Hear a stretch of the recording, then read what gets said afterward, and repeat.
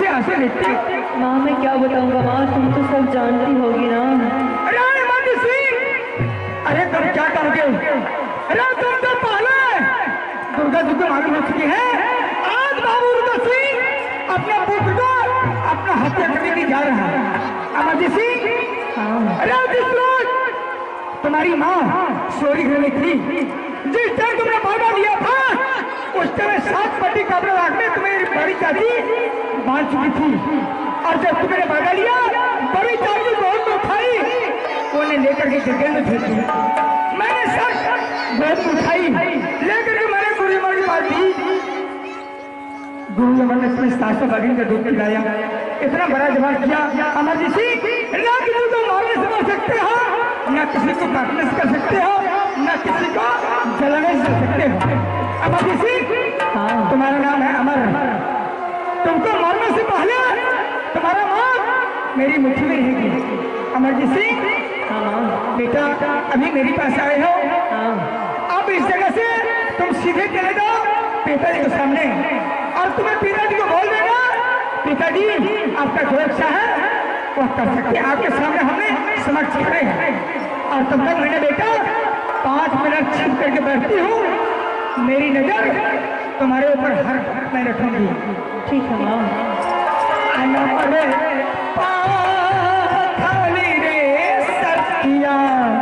दुर्गा भैया डल कहियो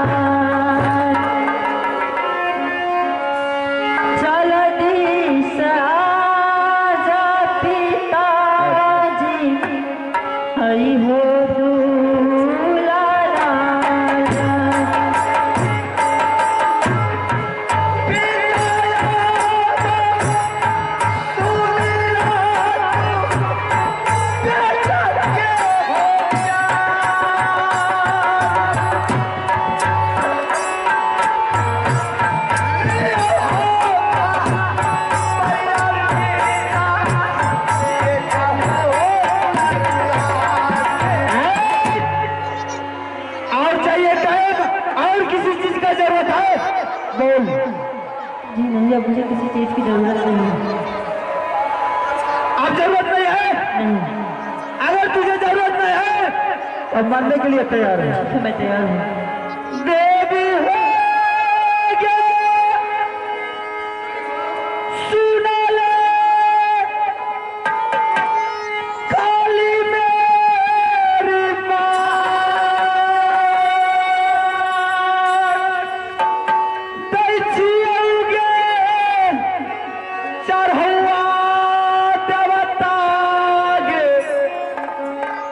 बेटा दूल्हा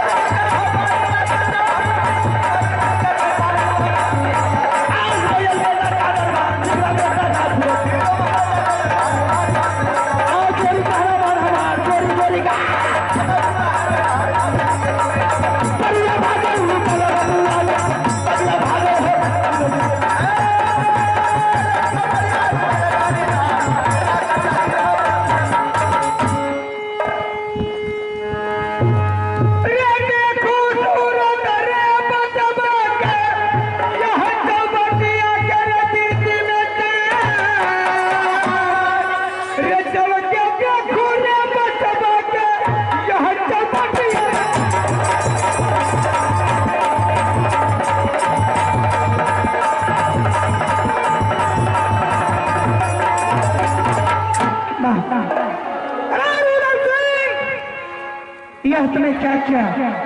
अरे अपना जान का बात बता दो। तुमने हाथ क्या कर दिया? तुम्हें यह अच्छा नहीं किया। जहां जाऊं उधर से यदि दुर्गा के बाद में शक्तिशाली होगी, मैंने अपना अमृत पिला करके गिराऊंगी और यही इंद्र की निर्मा करके तुम्हारा सर पर झूठा नहीं मरवाई तो फिर मेरी नाम नहीं दुर्गा। दुलारा रे सुन ले है रे सेवक रे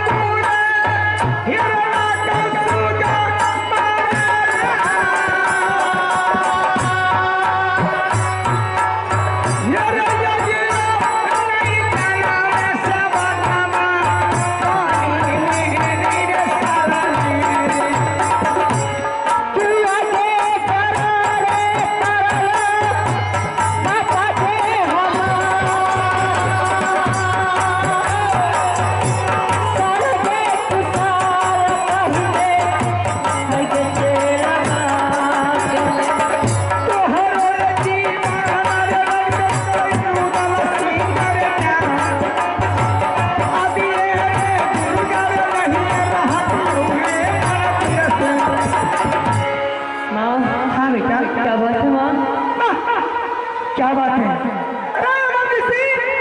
तुमने अपने बदन को देख। अमर सिंह तुम्हारे मौत तुम्हारे जीने में नहीं जा सकता था।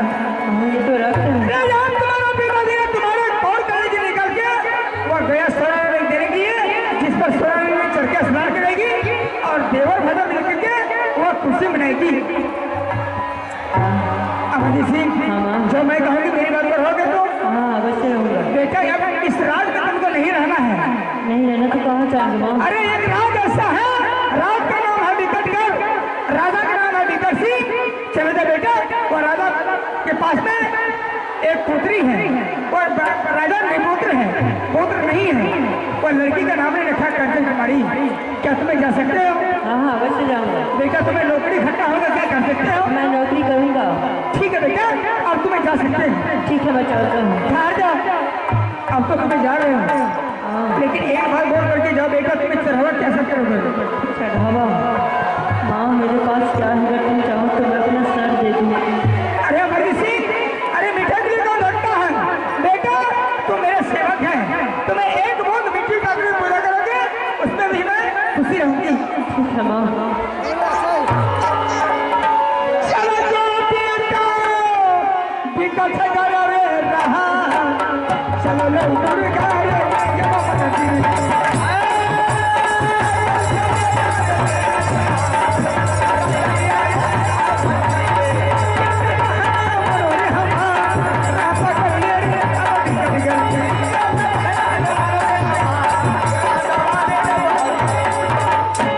ठीक है विकट किला बोली हम वहाँ जाने के लिए, मैं वहाँ का यात्रा बुलाऊँ।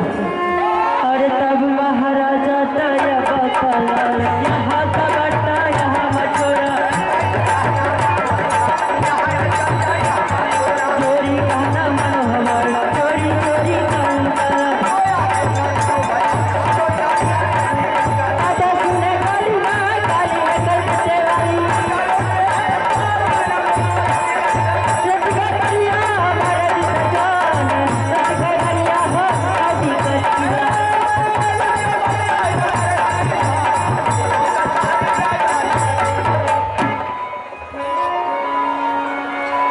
भाभी बोली थी कि जब आप लौट करके जंगल से आएंगे तो मैं दरबार में बिल्कुल आपका इंतजार करती रहूंगी। दरबार तो बिल्कुल खाली है। ठीक है, आवाज लगा करके मैं उसके तक वहां तक संदेश पहुंचा देता हूं, उसके बाद मैं आगे जो भी कुछ करना होगा मैं बच्चे के लिए खुद करूंगा।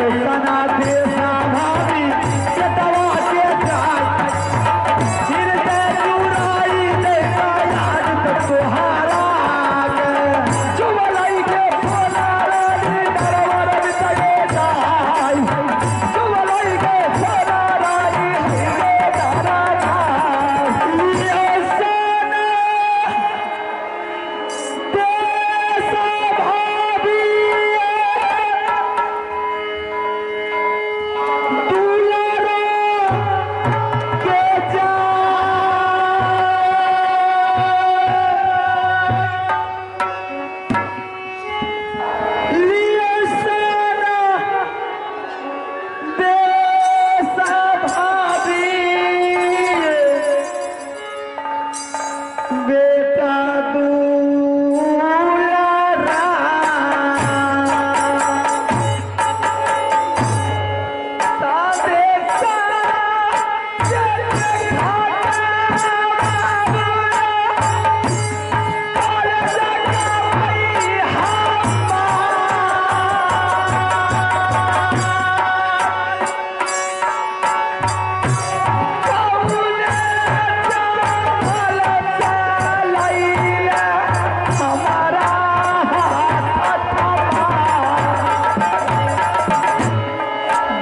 सादे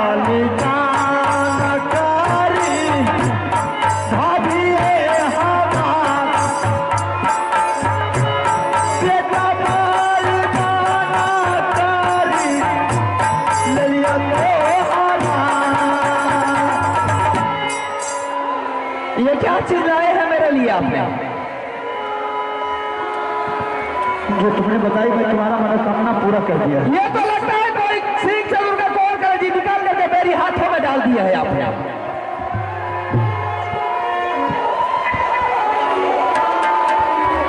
ठीक नहीं होगा।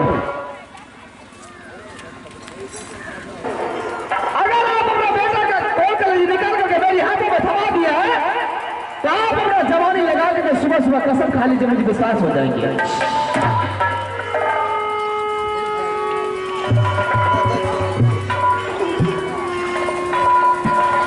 मतलब तुझे मुझपर यकीन नहीं है।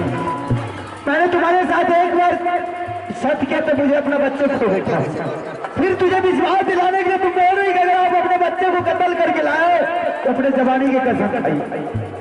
जब मेरा बच्चा नहीं रहा तो मेरा जवानी दुनिया में रह करके क्या करेगा? ठीक है, मैं जवानी की कसम खाता हूँ कि मैं सच में ही अपना बच्चा को कत्ल करके तुम्हारे हवाले करूं।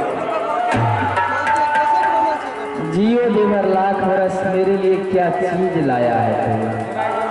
मेरी उम्र लग जाए तो ठीक है, अभी मैं स्नान करके आ रही हूँ, आप इंतजार कीजिए।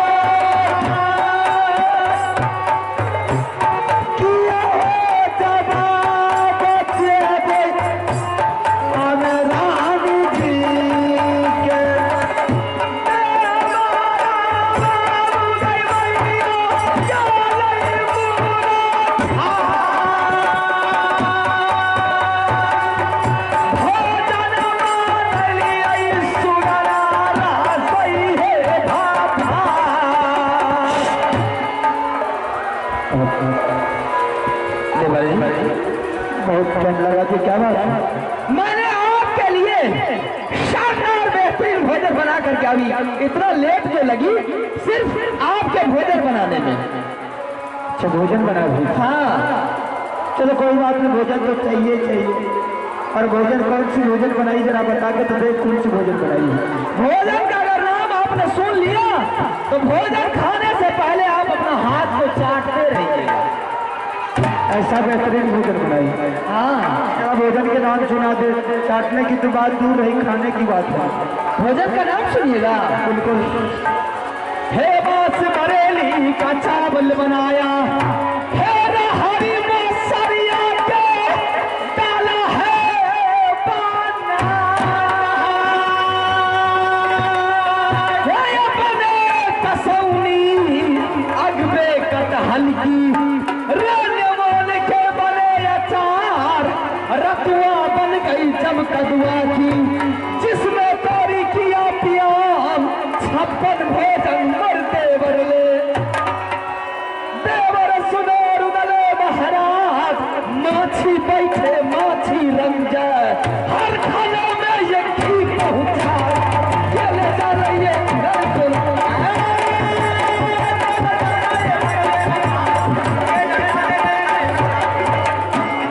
भोजन बनाई, बहुत अच्छा भोजन। हाँ बिल्कुल ठीक ठाक है। ऐसे करो मैं अपने बच्चे के लिए एक आइटम मैंने आपके लिए अलग से तैयार की हूँ।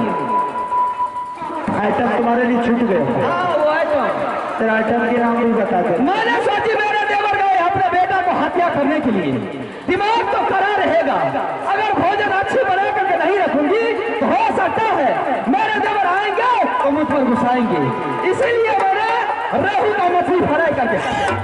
और रमजादी तू ये मत सोच कि मेरे मुंह में खून है तो मैं बर्दाश्त करता रहूंगा। तुम अच्छी तरह जानती कि जिसके घर में मौत है मछली नहीं खाता। इसमें हिंदू और मुसलमान की क्या सवाल है? मेरे हिंदू धर्म में किसी के घर में अगर मौत हो जाने के बाद वो 12 या 15 दिन तक मछली का नाम भी नहीं लेते, खाने की बात तो दूर रही। ये बात तो है, लेकिन एक बात और है, जो अपने औरदे से मर जाता है उसके लिए मीट मछली बंद है। जिसको हत्या किया जाता है उसके उपलक्ष्य में, उसके खुशी में मीट चावल, मीट मुर्गा, मछली, अंडा वगैरह सब खाना चाहिए। पागल औरत, चाहे किसी ने मार लिया चाहे अपने आप को न मर जाए, लेकिन घर में मौत तो मौत होता है। तुम अच्छी तरह जानती हो। मैंने आपको जांच रही थी कि आप कितना पानी बनेंगे। सही में हिंदू धर्म में मीट मछली नहीं खाते। देवाय ऐसा होगा, अब तक तुम जो करती आ रही, मैं सारा चीज करता रहा। अब मेरे बच्चे के लिए कफन का कपड़ा चाहिए, मैं अपने बच्चे को संस्कार करेंगे, उसके बाद मेरे बच्चे को जीवन का साथ भी मिलेगा। मुझे कफन के कपड़ा चाहिए। कफन आपका कफन का कपड़ा चाहिए? बिल्कुल चाहिए, जिसकी आत्मा को शांति मिल जाए, यही ना? आपके बच्चा को आत्मा को शांति मिल जाए, ठीक है? तो आप जो भी रसाई पोशाक पहन रखे हैं ये उतार दीजिए और फिर कफन का कपड़ा मांगिए, मैं कफन की कपड़ा दूंगी आपको।